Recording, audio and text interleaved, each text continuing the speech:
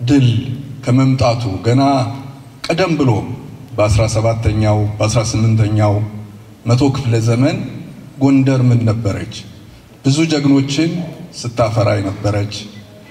ብዙ አገሮች በባርነት በመከራ ውስጥ በወደቁበት ሰዓት ጎንደር የኢትዮጵያ ማዕከል ሆና ብዙ የነጻነት የስነ ጽሑፍ የታሪክ የኪነ ጥበብ የበርካታ ነገሮች ማዕከል ሆና የቆየች ብዙ መሪዎችን እስከነ ዳግማዊ አፄ ምኒልክ ድረስ በጀግንነት እንዲመጡ ያደረገች ኢትዮጵያ ውስጥ አገር ምን ማለት እንደሆነ ከአድዋ በኋላም ብዙዎቹ የአርበኞች ጎንደሬው በጋሻውን መጽሐፍ ታስታውሳላችሁ። የገሪማ ታፈረ ብዙዎች ጀግኖች የተዋደቁላት ናት እና እዚች ከተማ ውስጥ ያለው ትልቁ ዩኒቨርሲቲ በመቶና በሰባ ዓመት ውስጥ ስንቱን ወጣት አፈራ፣ ስንቱን ባለ ዕውቀት ሰጠን፣ ስንቱን ለኢትዮጵያ አለኝታ የሆነ ሰጠን እና ይሄ በጣም ትልቅ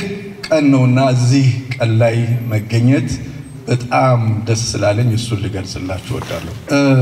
ዛሬ እንግዲህ እኔ ማጋፍረው መድረክ እዚህ ዩኒቨርሲቲ ውስጥ ታላላቅ አርበኞች አርበኞች ያሉበት ታላላቅ ምሁራን ያሉበት እንደዚሁም ተማሪዎች ከዚህ ዩኒቨርሲቲ የተማራችሁ የተመረቃችሁ እየተማራችሁ ያላችሁ እና የታላላቅ የሀገር ሽማግሌዎች እነጋሽ ባዩን የመሳሰሉ ሰዎች ባሉበት መድረክ ላይ ታላቁን የኢትዮጵያን የታሪክ የስነ ጽሑፍን በሚጽፉት ነገር የፖለቲካ የማህበራዊ ጉዳይ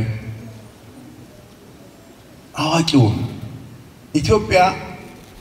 ኢትዮጵያን ግለጽ ብባል ፕሮፌሰር ባህሩ ዘውዴ ናት ማለት እችላለሁ። ምክንያቱም ኢትዮጵያ እሳቸው ውስጥ አለች። ኢትዮጵያን ነው ሲጽፏት ሲያወሷት በዓለም አቀፍ ደረጃ ባሉ ታላላቅ ዩኒቨርሲቲዎች ምድሪቱ ላይ ያሉት ከነ ኦክስፎርድ ጀምሮ እየሄዱ ስለ ኢትዮጵያ ስለ አፍሪካ ስለ ጥቁሮች ታሪክ ሲያስተምሩ የኖሩ ናቸውና ዛሬ እሳቸው ባሉበት መድረክ እኔ አጋፋሪ በመሆኔ በጣም ደስ እያለኝ ራሷ ኢትዮጵያን በፕሮፌሰር ባህሩ ውስጥ ስለማያት ወደ መድረክ እሳቸው እንድትጋብዙልኝ ፈልጋለሁ። ሌላው ገና ወጣት ናቸው አንቱ ልበል። ምክንያቱም ትልልቅ የመንግስት ስራዎችን የሚሰሩ ስለሆኑ ገና በዚህ እድሜያቸው በርካታ ዕውቀት የሰበሰቡ በማህበራዊ ማንቃት ውስጥ ደግሞ ትልቅ ሚና ያላቸው ከወጣቶች ጋር ነው ህይወታቸውን በሙሉ የሚያሳልፉት። ወጣቶችን በማስተማር በመኮትኮት ሐሳብ በመስጠት ሐሳባውያንን በመፍጠር የሚታወቁ ናቸው።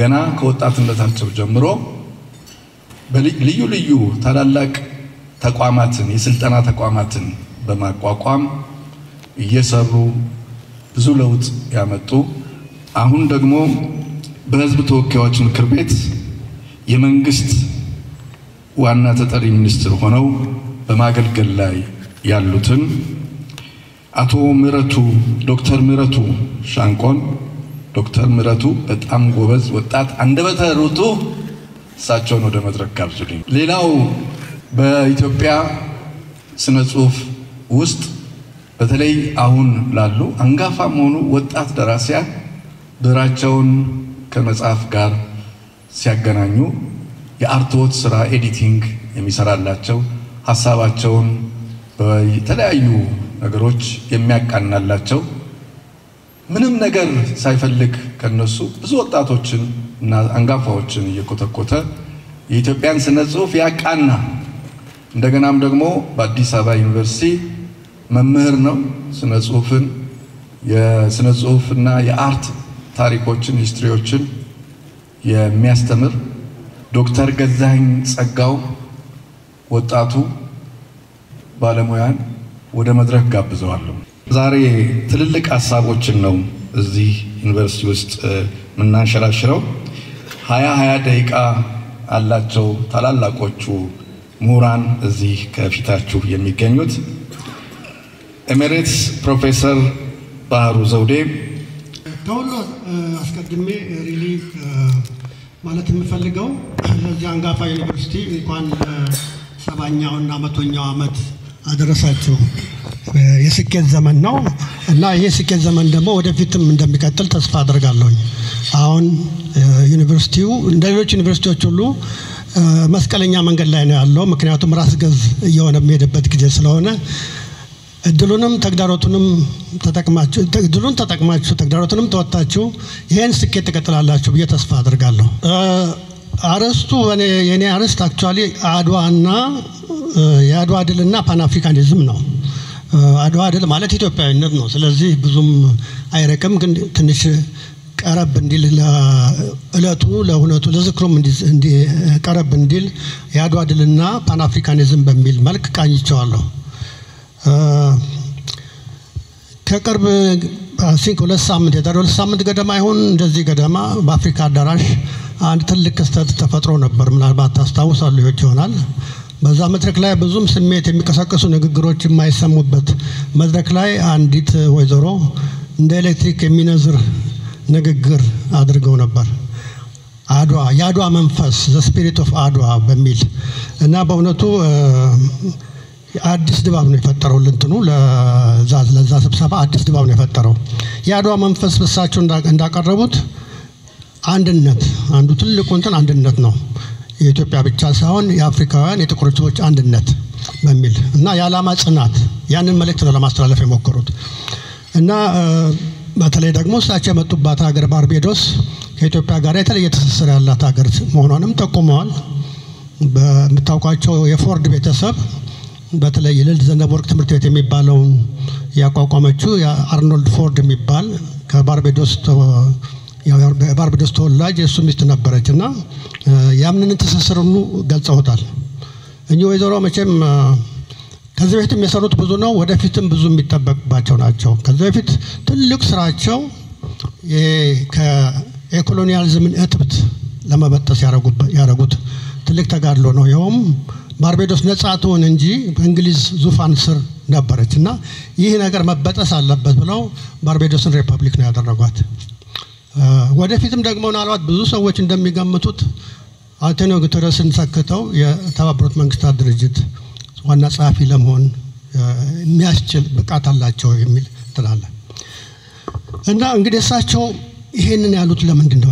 ድንገት የመጣ ነገር ነው ወይስ ቋሚ ነገር ነው ያለ እንደሆነ ይሄ እሳቸው ታሪክ ያለው ነገር ነው። ከኋላ ብዙ ታሪክ ያለው ነው። እሳቸው የገለጹት መንፈስ ብዙ ታሪክ ያለው ነው።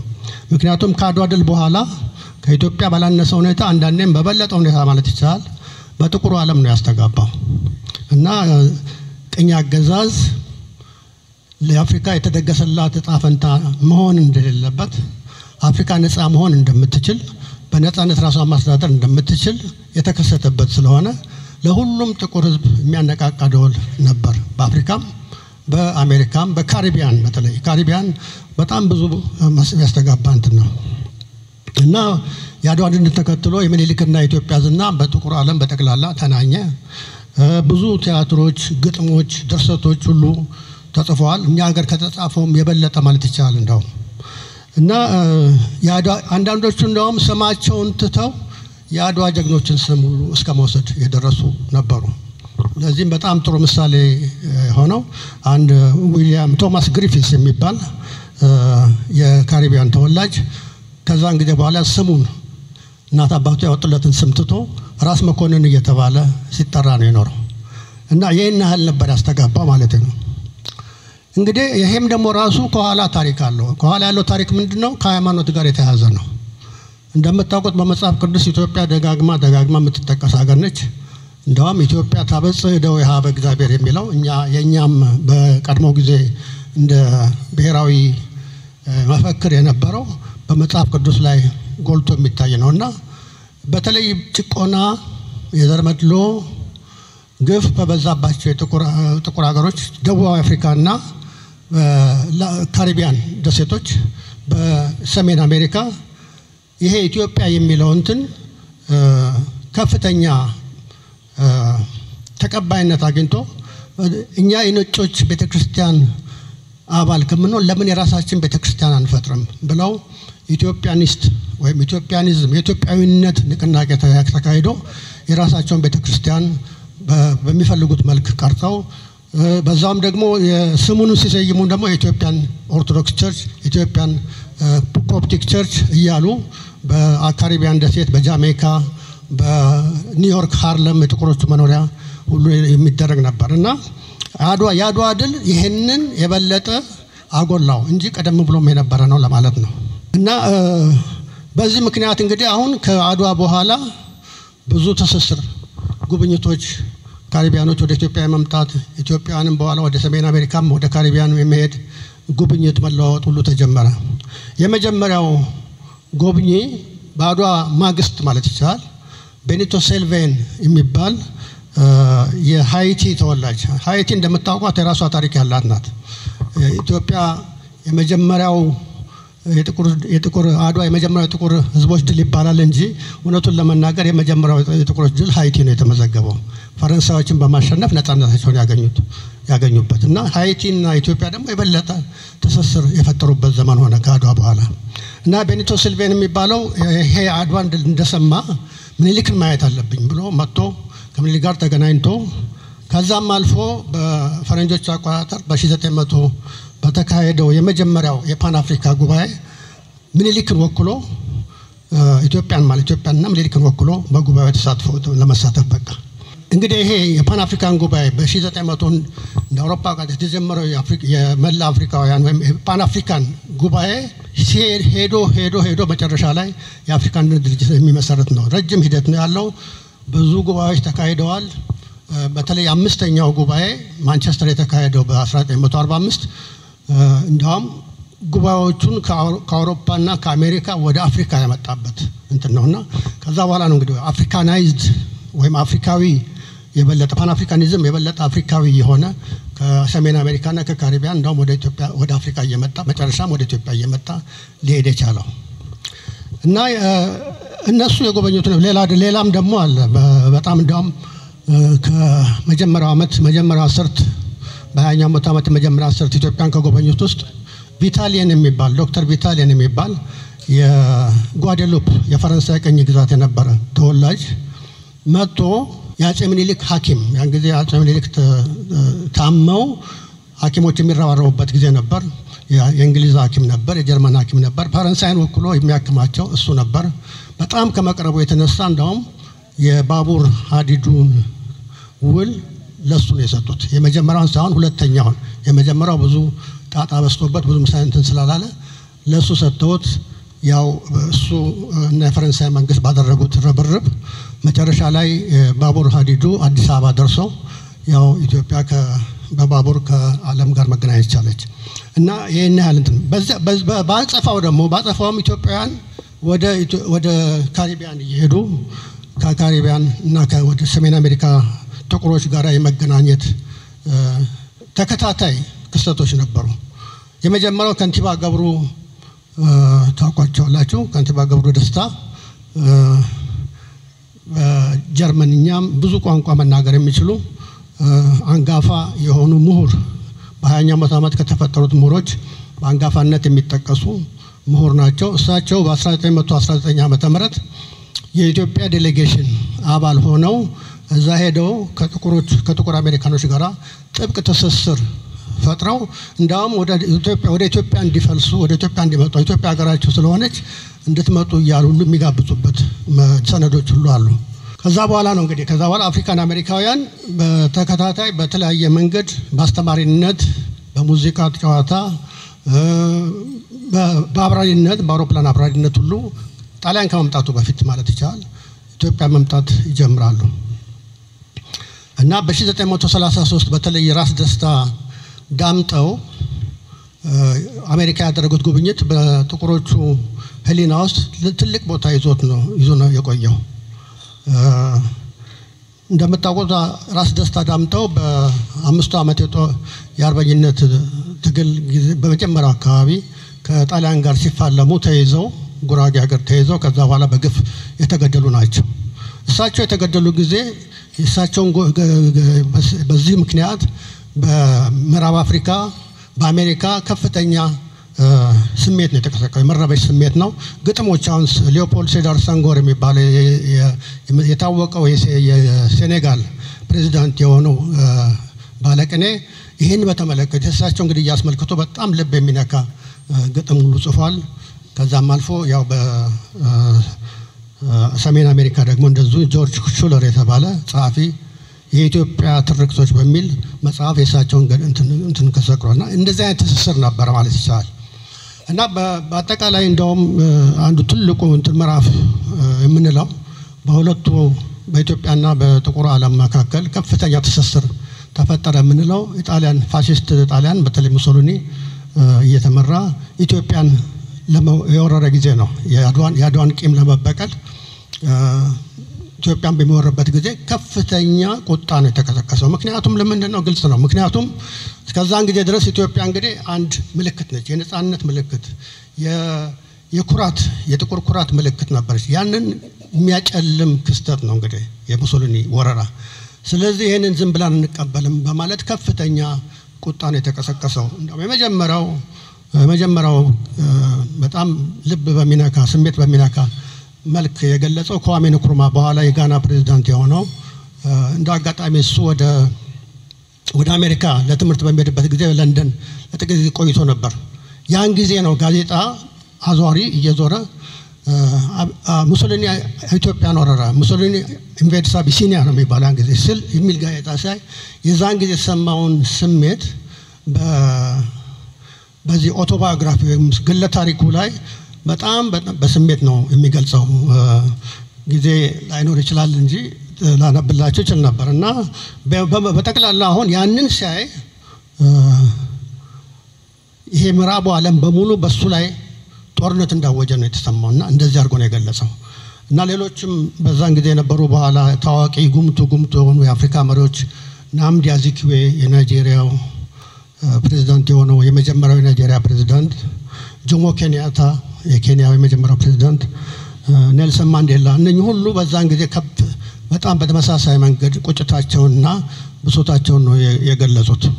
እና በዛን ጊዜ የነበረው እንቅስቃሴ በአሜሪካ በካሪቢያን መለስ ብለን ስናየው በ1980ዎቹ 90ዎቹ 80ዎቹ በተለይ የነበረው ጸረ አፓርታይድ እንቅስቃሴ በዓለም አቀፍ ደረጃ ተዘላችሁ እንደምታስታውሱ ዛን ጊዜ በዓለም አቀፍ ደረጃ ነበር ጸረ አፓርታይድ ንቅናቄ የነበረው በእንግሊዝ በአሜሪካ የመሳሰለውና በዚህ በሙሶሊኒ ወረራ ጊዜም ለኢትዮጵያ የታየው አጋርነት እና ቁጭት እርዳታም ለማድረግ ደግሞ ሶሊዳሪቲ ገንዘብ የማዋጣት የመሳሰለው ነገር እንደውም ወዶ ዘማች ለመሆን ሁሉ መጥቶ ለመዋጋት ሁሉ የነበረው መነሳሳት ልክ ከጸረ አፓርታይዱ ንቅናቄ ጋር የሚመሳሰል ነው። ብዙ በካሪቢያን ደሴቶች በተለይ እንደዚህ አንዳንድ ካሊፕሶ የሚባል ግጥም ነበራቸውና በዛ በግጥሞቻቸው የሚገልጿቸው እንትኖች አንዳንዶቹን ለማለት ያህል ለምሳሌ የጠላትን ጭካኔ የተመላበት የጦር ዘመቻ የተቋቋምሽ አገር ሆይ በሚሊዮን የሚቆጠሩ ህዝቦችሽ ከጠላት ቀንበር ስር እንዳይወድቁ እንጸልያለን። ኢትዮጵያ ሆይ አረንጓዴ ቢጫ ቀይ አርማሽ ለዘላለም ያብራ የአፍሪካ ነጻነት ቀንዲል ነውና ይላል።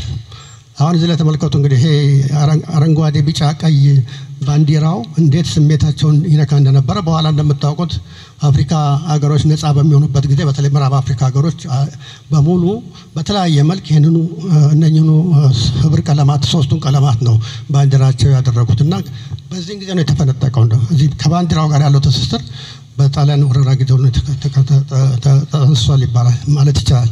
ሌላው ደግሞ ጥቁር ህዝቦች ንቃ፣ በኢትዮጵያ ላይ የተፈጸመው ግፍ በመላው ጥቁር ህዝብ ላይ የተቃጣ ጥቃት ነው። በዘር ላይ የሚፈጸመው በደል አብቅቶ ጥቁር ህዝቦች ክብራቸውንና ሞገሳቸውን እንዲያገኙ ተግተን እንስራ የሚል ነበር እና ቅድም እንዳልኩት የገንዘብ መዋጮ በተለይ በአሜሪካን ሀገር በሃርለም ኒውዮርክ ሃርለም ጥቁሮች በብዛት የሚገኙበት ነው። ዶክተር መላኩ በያን የመጀመሪያው አሜሪካን ሀገር ከተማሩት ውስጥ አንዱ ነበርና ተመልሶ አሜሪካን ሀገር ሄዶ ትልቅ ንቅናቄ ነበር የፈጠረው።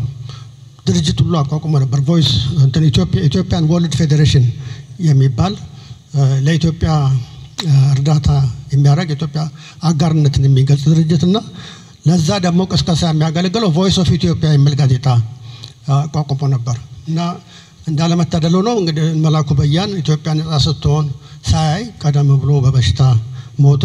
ግን እነኚህ ድርጅቶች ኢትዮጵያን ወርልድ ፌዴሬሽን የሚለው ጋዜጣው ቮይስ ኦፍ ኢትዮጵያ የሚለው እስካሁን ድረስ አሉ። ራስ ተፈሪያንስ እስካሁን ድረስ ይህን ድርጅትና ጋዜጣ የእምነታቸውን ማስፋፊያ አድርገውት እና በአፍሪካም ተመሳሳይ ነው። ትልቅ አጋርነት ንቅናቄ ነበር በኬንያ፣ በደቡብ አፍሪካ፣ በጋና ከኢትዮጵያ ጋር እንትን ለማለት እና እንግዲህ አሁን በመጨረሻ ያው ነፃነት ኢትዮጵያ ነፃ ከወጣች በኋላ ያለውን ክስተት ስናየው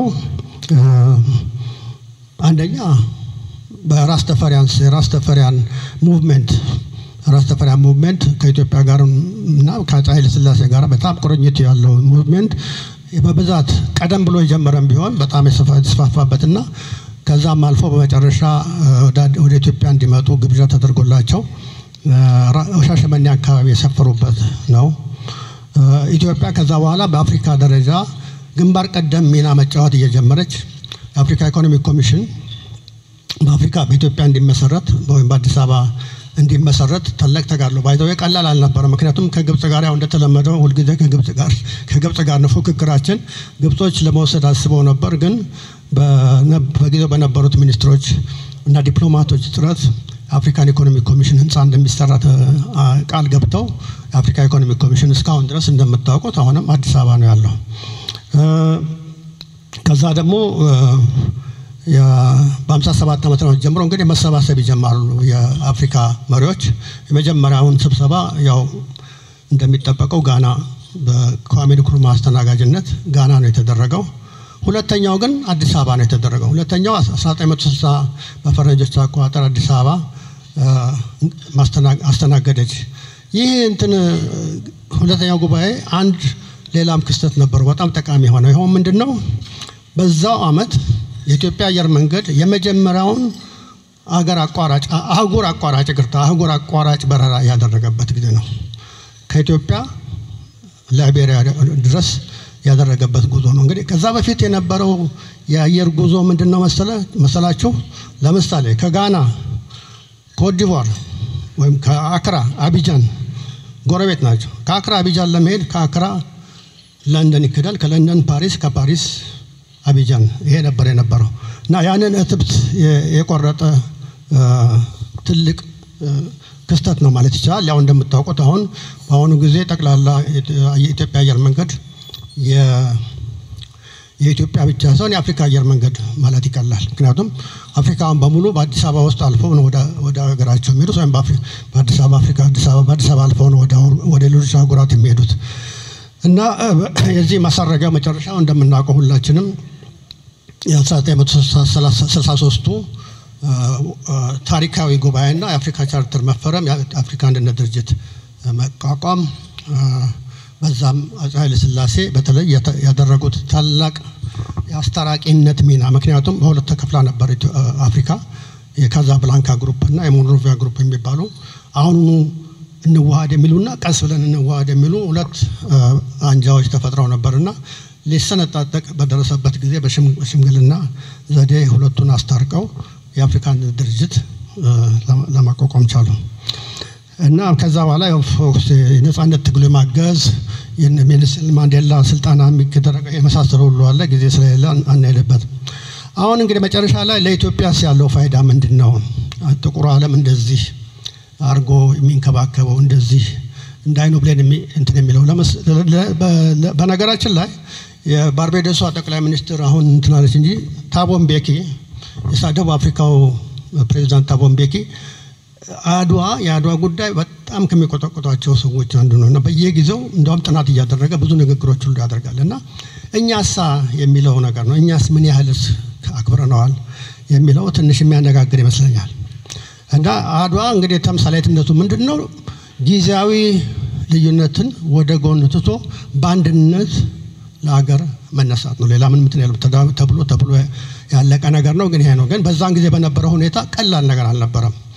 ይህን ሁሉ የተለያየ ሐሳብ ያለው እንደውም የተጣሉትም ወገኖች በተለይ በትግራይና በሸዋ መካከል የነበረ ቁርሾ ነበር። ያን ሁሉ ሽሮ እንዳንድ ሀገር እንዳንድ ህዝብ ጠላትን መክቶ ማሸነፍ ቀላል ተግባር አይደለም እና ኢትዮጵያ በዚህ ምክንያት በነጻነት ህይወቷን ለመምራት ይችላለች፣ ለክፉም ሆነ ለበጎ ማለት ነው። የአምስቱ ዓመት የአርበኝነት ትግል ደግሞ ያውና ወክሎችም አሉ። ያንን ትግል ያንን ገድል እንደገና ያደሰ ነው። እንግዲህ ይሁን እንጂ በአድዋ የተገኘው ነጻነት ሙሉ አልነበረም። ሙሉ ያልነበረው ለምንድነው? ኤርትራ በጣሊያን ቅኝ አገዛዝ ስር እንዳለች ቀጠለች። በፊት የኢትዮጵያ አካል የነበረችው ኤርትራ አሁንም በዛ ለምን ነፃ አልወጣችም? ለምን የአድዋ ድል ገፍቶ ኤርትራ ነፃ አላወጣም የሚለው ብዙ የሚያነጋግር ነገር ነው። ግን ምክንያትም አለው። ግን እሱ ውስጥ አንገባም። ባለመሆኑ ግን በጊዜውም ትልቅ ቁጭት ነበር። በተለይ በኤርትራ በኩል ያሉ ኢትዮጵያዊ ስሜት ያላቸው በጣም በምኒልክ ላይ ከፍተኛ ቁጭት ነበር የነበራቸው። በኋላም ያው እንደምታውቁት ኢትዮጵያ ወደብ አልባ ሆናለች። ከዛም አልፎ በፌዴሬሽን ከሆነችም በኋላ ያው ፌዴሬሽኑ ከፈረሰ በኋላ የነጻነት ትግል ተጀምሮ እስካሁን ድረስ ያልተወጣ ነው ማጥ ውስጥ ገብተናል። ይሄም ሆኖ እንግዲህ ኢትዮጵያን ነጻነታቸውን በአምስቱ ዓመት አርበኝነት ትግል እንደገና አድሰው አንገታቸውን ቀና አድርገው ከሌሎች አፍሪካ ሀገሮች በበለጠ ሁኔታ ለመሄድ ችለዋል። ያ ነጻነት ግን በእድገትና የስርዓት ለውጥ አልታጀበም። ይሄ እንግዲህ በዛን ጊዜ በዘመናዊ በ20ኛው መቶ ዓመት መባቻ ላይ የነበሩ ምሁራን ሁሉ የሚያደርጉት ቁጭታቸው ነው። በመጽሐፌ ላይ ጽፌዋለሁ በብዛት። ነጻነት ብቻውን አይበቃም፣ ልማት በልማት መታጀብ አለበት የሚለው በተለይ እነ ገብረሕይወት ባይከዳኝ ደጋግሞ የሚያነሱት ነገር ነው። ስለሆነም እንግዲህ ያ ነገር በቀደም ዶክተር አስራት ባቀረበው በጣም መሳጭ የሆነ የመግቢያ ንግግር ላይ ጃፓንን አንስቶ ነበር። ጃፓን ሩሲያን ባሸነፈችበት ዘመን ወይም ከ10 ዓመት በፊት ማለት ይቻላል ኢትዮጵያ ጣሊያንን አሸነፈች።